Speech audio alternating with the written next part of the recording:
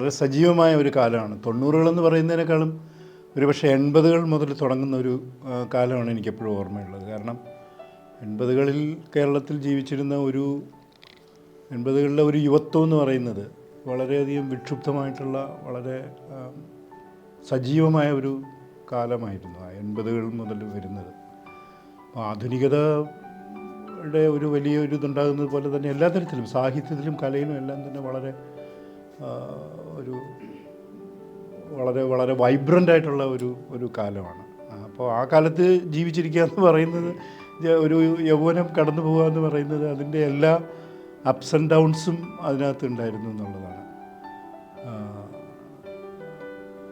അത് എപ്പോഴും എന്നിൽ വളരെ സജീവമായിട്ടുള്ള ഒരു കാലമായിട്ട് തന്നെയാണ് ഞാൻ ഓർക്കുന്നത്. കവിതയിൽ വളരെ വലിയ മാറ്റങ്ങൾ ഉണ്ടാകുന്നത് ആ കാലത്താണ്. സാഹിത്യത്തിൽ പുതിയ അനുശീലനം, എല്ലാ തരത്തിലും ഒരു അനുശീലനത്തിൻ്റെ ഒരു മാറ്റത്തിൻ്റെ കാലമായിരുന്നു. അത് എല്ലാ തരത്തിലുണ്ട്, കലയിലും സാഹിത്യത്തിലും എല്ലാം ഉണ്ട്, കവിതയിൽ, സാഹിത്യത്തിൽ, നാടകത്തിൽ ഒക്കെ തന്നെ.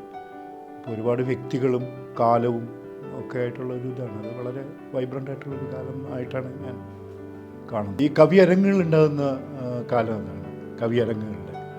അപ്പോൾ അതും ഇതിങ്ങനെ തന്നെയാണ്. കാരണം ഒരു ജനകീയമായിട്ടുള്ള ഒരു സ്വഭാവം അതിന് വല്ലാതെ വരുന്നുണ്ട്.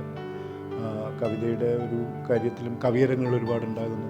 നാടകം നോക്കിക്കഴിഞ്ഞാൽ ക്യാമ്പസ് തിയേറ്ററുകൾ ഒരുപാടുണ്ടാകുന്നുണ്ട്, തെരുവ് നാടകങ്ങൾ ഒരുപാടുണ്ടാകുന്നുണ്ട്.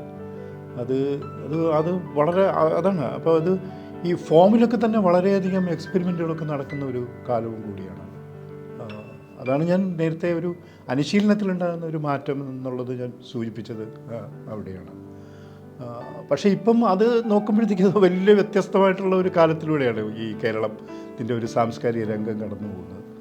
അപ്പോൾ അത് ഒരു പൊതുവായിട്ടുള്ള ഒരു കാര്യമാണെന്ന് തോന്നുന്നു. ഒരു ആഗോള തലത്തിൽ തന്നെ അങ്ങനെ ഉണ്ടാകുന്നുണ്ട്. മനുഷ്യനിങ്ങനെ അത് എനിക്കെപ്പോഴും തോന്നാറുള്ളതെന്ന് പറഞ്ഞാൽ, എന്തുകൊണ്ടാണ് ഇതിൻ്റെ ഒരു പ്രശ്നം എന്ന് പറഞ്ഞാൽ, എന്തുകൊണ്ടാണ് 80-കളും ഏർലി 90s ഒക്കെ വീണ്ടും എൻ്റെ മനസ്സിലേക്ക് വരുന്നത് എന്നുള്ളത് ഞാൻ ചിലപ്പോൾ ആലോചിക്കാറുണ്ട്.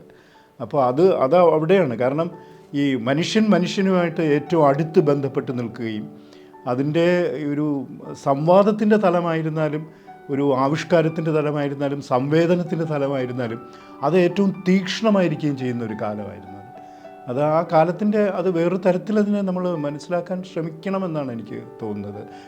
മനുഷ്യനും തമ്മിലുള്ളൊരു ബന്ധത്തിൻ്റെ, ഒരു ജൈവ ബന്ധത്തിൻ്റെ ഒരു ഏറ്റവും ഗാഢമായിട്ടുള്ള, ഏറ്റവും തീക്ഷ്ണമായിട്ടുള്ള ഒരു അനുഭവ തലം ആ കാലത്തിൽ നിലനിന്നിരുന്നു എന്നുള്ളതാണ്. പക്ഷേ അത് ഞാൻ ഇപ്പോഴും വീണ്ടും ഓർക്കുന്നതിന് കാരണം അതിൽ നിന്നും വ്യത്യസ്തമായ ഒരു കാലത്തിൽ നമ്മൾ ജീവിക്കുന്നു എന്നുള്ളത് കൊണ്ടാണ്. അപ്പോൾ എന്താണോ നമുക്കില്ലാതിരിക്കുന്നത്, അതിനെപ്പറ്റി കൂടുതൽ നമ്മൾ ചിന്തിക്കും പോലെയാണ് 80-കൾ എന്നിലേക്ക് കടന്നു വരുന്നത്.